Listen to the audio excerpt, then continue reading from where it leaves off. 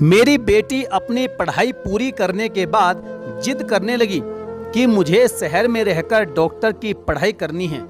मैं उसकी इस बात को सुनकर डर से जाती हूँ, क्योंकि मेरी बेटी घर से बाहर कभी गई ही नहीं, तो इतनी दूर शहर में अकेले वो कैसे रहेगी। अब इकलौती बेटी होने के नाते मैं उसे मना भी तो नहीं कर सकती थी, और मैंने ठान लिया कि अब बेटी को शहर में भेजकर डॉक्टर का कोर्स पूरा करवाना है। जब शाम को मेरे पति से इस बारे में बात की तो वो भी बिना किसी डर के उसे शहर भेजने के लिए मान गए। जब मैंने मेरी बेटी को यह बताया तो उसकी खुशी का कोई ठिकाना न रहा, क्योंकि अब उसका सपना जो पूरा होने वाला था। हमने शहर में अच्छी सी यूनिवर्सिटी देखकर उसका दाखिला करवा दिया और उसे रहने के लिए हॉस्टल में भेज दिया। मेरे मन में तरह तरह के ख्याल आए, लेकिन फिर भी बेटी की खुशी के लिए उसे भेज दिया। खैर, उसके जाने के बाद मैं काफी परेशान रहने लगी थी। अपनी बेटी को लेकर मेरे मन में तरह तरह के उल्टे सीधे ख्याल आने लगे। मैं बहुत डरी हुई थी कि कहीं उसके साथ कुछ गलत ना हो जाए। और फिर एक दिन रात के वक्त उसका फोन आया तो वह बहुत रो रही थी। उसे इस तरह रोती हुई देखकर तो मेरी जान ही निकल गई, और वह रोते हुए बस एक ही बात कह रही थी कि अब मुझे यहाँ नहीं रहना, वापस आपके पास आना है। मैं बहुत घबरा सी गई। कुछ समझ में नहीं आया कि मैं अब क्या करूं। मेरा पति भी घर पर नहीं था। मैंने अपनी बेटी को दिलासा देते हुए कहा कि बेटी, तुम चिंता मत करो, हम तुम्हें लेने के लिए आ रहे हैं। लेकिन उसको मालूम था कि इतनी रात में गांव से शहर की तरफ कोई बस भी नहीं आती है। तो मेरी बेटी ने रोते हुए मुझसे कहा कि आप मुझे लेने सुबह तक आ जाना।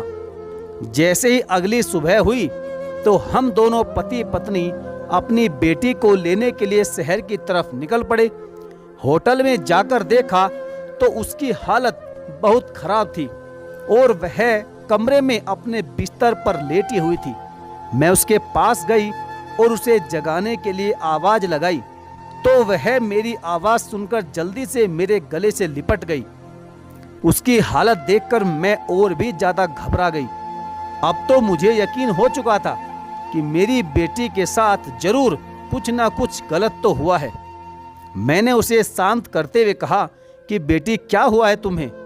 इतना सुनते ही उसने अपना सिर नीचे झुका लिया और अपने मुंह से एक शब्द तक भी नहीं निकाला। मैंने सच्चाई जानने की बहुत कोशिश की, मगर उसने मुझसे कहा कि मुझे कुछ नहीं हुआ, अब मैं यहाँ नहीं रहूंगी, मेरा आप लोगों के बगैर यहाँ मन नहीं लगता। उसकी ये बात सुनने में थोड़ी अजीब सी थी, क्योंकि कुछ महीने शहर में रहने के बाद मेरी बेटी मुझसे कह रही थी कि आपके बिना यहाँ मेरा मन लग गया है। खैर, हम अपनी बेटी को हॉस्टल से वापस घर ले आए। घर आने के बाद भी उसकी हालत और भी दिन ब दिन बिगड़ती ही जा रही थी और वह वक्त गुजरने के साथ साथ कमजोर भी होती चली गई। हमने बहुत से डॉक्टर के पास जाकर उसका इलाज करवाया, लेकिन उसकी तबीयत में जरा सा भी सुधार नहीं आया। कुछ दिन गुजरने के बाद उसकी हालत में कुछ आराम दिखना शुरू हुआ। यह देखकर हमने भी कुछ चैन की सांस ली। वो हॉस्टल से आने के बाद हर वक्त अपने कमरे की लाइट बंद करके सारा दिन बिस्तर पर पड़ी रहती। अब तो मुझे भी जानना था कि आखिर उसके साथ हुआ क्या है हॉस्टल में, जो वह सारा दिन खामोश रहती है। कुछ दिनों बाद जब वह बिल्कुल ठीक हो गई तो मैंने उससे कहा कि बेटी, अब तुम्हें वापस शहर जाना चाहिए, तुम्हारी पढ़ाई को नुकसान हो रहा है। मेरी शहर जाने की बात सुनकर वह बहुत घबरा गई। कुछ देर सोचने के बाद कहने लगी कि मम्मी, आप बिल्कुल ठीक कह रही हैं, अब मुझे वापस जाकर अपनी पढ़ाई पर ध्यान देना चाहिए। अगली सुबह जब मैं उसे चाय देने उसके कमरे में गई तो वह बिस्तर पर लेटी बहुत जोर जोर से रो रही थी।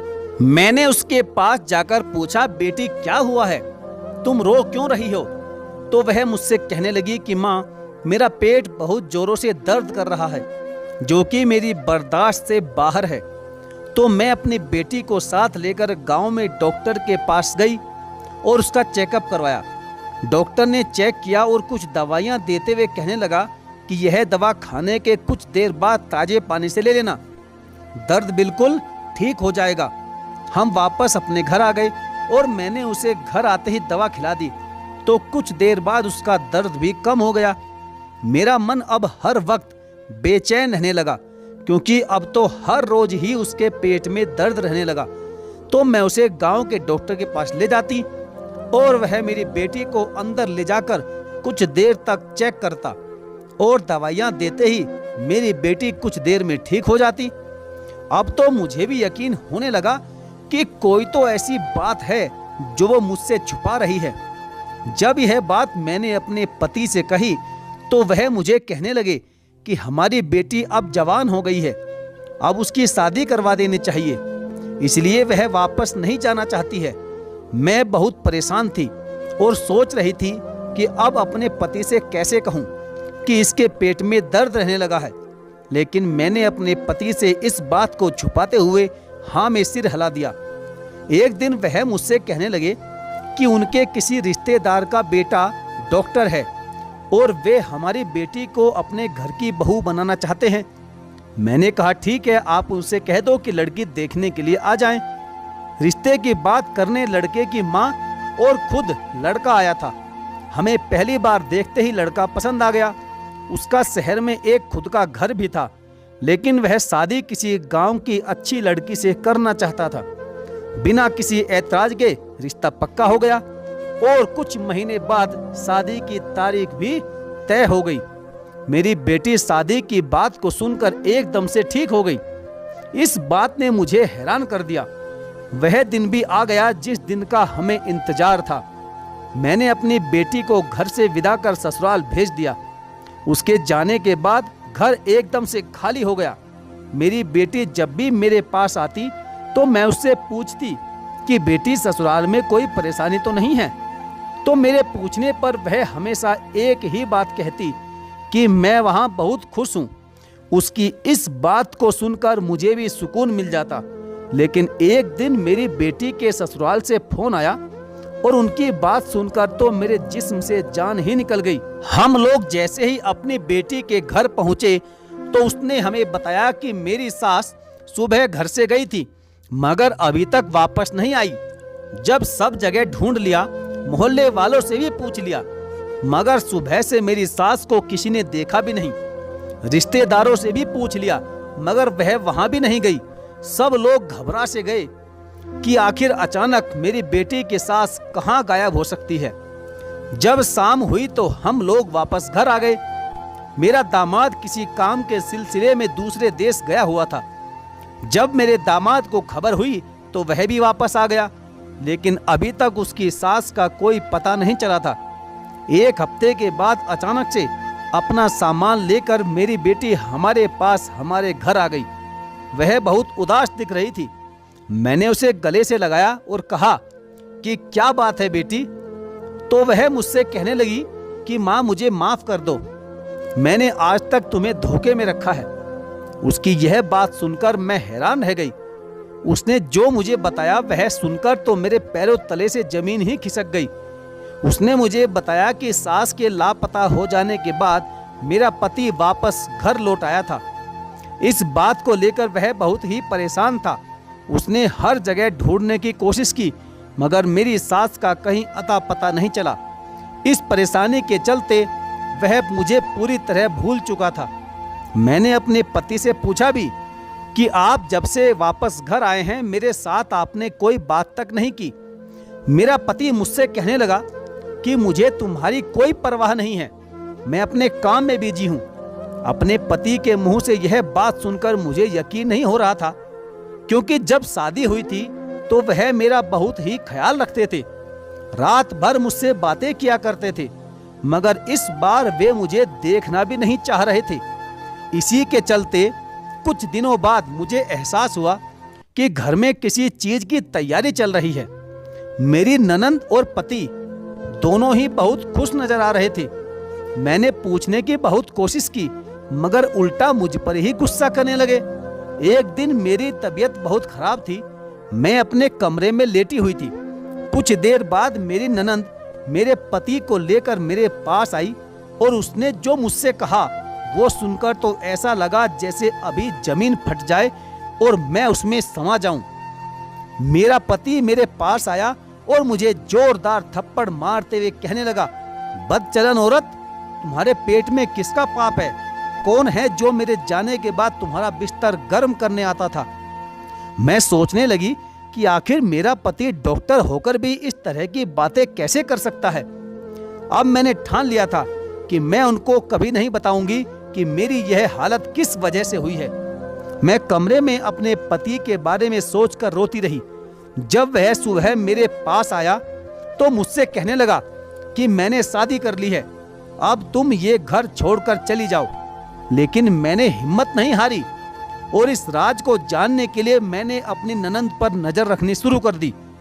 कुछ दिन गुजरने के बाद मुझसे कहने लगी, कितनी गिरी हुई औरत हो तुम, इतना सब होने के बाद भी तुम इसी घर में पड़ी हो। जो तुम जानना चाहती हो तो मैं तुम्हें खुद ही बता देती हूँ। वो मुझसे कहने लगी कि तुम्हारे पति से शादी करने के लिए ये सब मैंने ही तुम्हारे साथ किया है और हकीकत तो यह है कि मैं तुम्हारी ननंद नहीं हूँ, बल्कि मैं तुम्हारी सौतन हूँ और हम दोनों ने तुमसे ये झूठ बोला था कि मैं तुम्हारी ननंद हूँ। और यही नहीं, अपनी सास को भी खुद मैंने ही मार डाला ताकि शादी करने में किसी तरह की बाधा ना बने। मैं ये सब करने के पहले ही ठान चुकी थी। मेरी उस ढोंगी ननंद की बातें सुनकर तो मैं एकदम से चौंक उठी। मुझे पूरा यकीन हो गया था कि मेरी हालत की असली जिम्मेदार भी यही औरत है जो कि मेरी झूठी ननंद होने का ढोंग कर रही थी। मेरी बेटी मुझसे कहने लगी कि जब आप मुझे डॉक्टर के पास चेकअप के लिए लेकर जाती थी ना, तो वह डॉक्टर कोई और नहीं बल्कि खुद मेरा पति था। यह बात उस समय की है जब मैं हॉस्टल में रहती थी। वहां पर हम एक दूसरे को पसंद करते थे और शादी करना चाहते थे। मुझे चेकअप के बहाने से वह अंदर ले जाता और हम एक दूसरे से इस बहाने मुलाकात कर लिया करते थे। जब आपको शक होने लगा तो उसने मुझसे कहा कि मैं अब और यहाँ नहीं रह सकता।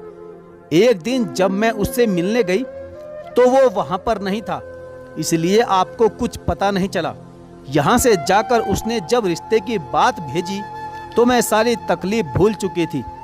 मैं इस बात के बारे में अपने पति से भी कहना चाहती थी, मगर अपने काम के सिलसिले में वे दूसरे देश चले गए।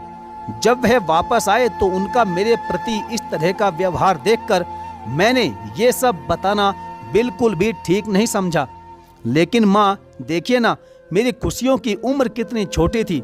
रात को मुझे पता चला कि मेरी नफरत के चलते एक औरत जो मेरी झूठी ननंद होने का ढोंग कर रही थी मेरे साथ यह सब कर चुकी है और मेरे पति ने भी मेरी किसी बात पर यकीन नहीं किया। अब मैं दोबारा कभी भी उस घर की तरफ नहीं देखूंगी। मेरी बेटी की बातें मेरा दिल चीर रही थी। मैंने उसे गले लगाया और उसके बाबा से यह बात छुपाए रखी। अगली सुबह मेरी बेटी को लेने हमारे घर मेरा दामाद आ गया। उसने मुझसे माफी मांगी।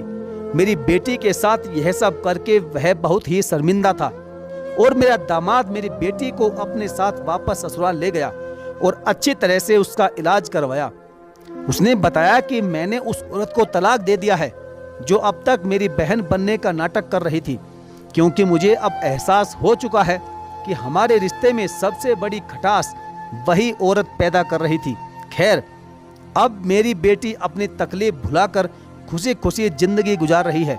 साथियों, अपने घर में माँ बाप को धोखे में नहीं रखना चाहिए और अपने कुछ पल की खुशियों की खातिर किसी की जिंदगी के साथ ऐसा खिलवाड़ भी नहीं करना चाहिए, क्योंकि एक गलत कदम उठाने से खुशियों वाला घर भी चंद मिनटों में बर्बाद हो जाता है।